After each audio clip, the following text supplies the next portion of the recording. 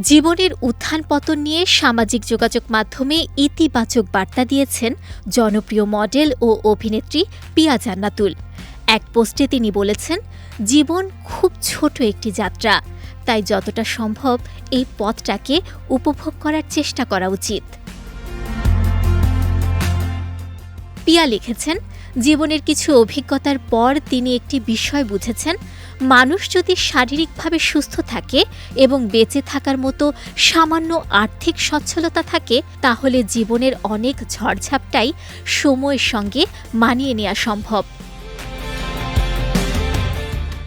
তিনি আরও বলেন, জীবন সবসময় একইভাবে চলে না। কখনো মানুষকে অনেক উপরে তুলে দেয়, আবার কখনো একেবারে নিচে নামিয়ে দেয়। তার ভাষায়, জীবনটা যেন এক ধরনের রোলার কোস্টারের মতো, যেখানে উত্থান পতন দুটোই স্বাভাবিক বিষয়। তাই জীবনের দুই পরিস্থিতির জন্যই মানসিকভাবে প্রস্তুত থাকা জরুরি। পিয়ার মতে, জীবনের নানা প্রতিকূলতার মাঝেও ইতিবাচকভাবে বেঁচে থাকা গুরুত্বপূর্ণ। দুঃসময় এলে তা মেনে নিয়ে সামনে এগিয়ে যাওয়াই জীবনের বাস্তবতা। 2007 সালে মিস বাংলাদেশ খেতাব জয়ের মধ্য দিয়ে বিনোদন জগতে যাত্রা শুরু করেন পিয়া জান্নাতুল। এরপর র্যাম্প মডেলিংয়ে নিজেকে প্রতিষ্ঠিত করার পাশাপাশি বড় পর্দায়ও অভিনয়ের মাধ্যমে দর্শকের নজর কাড়েন তিনি।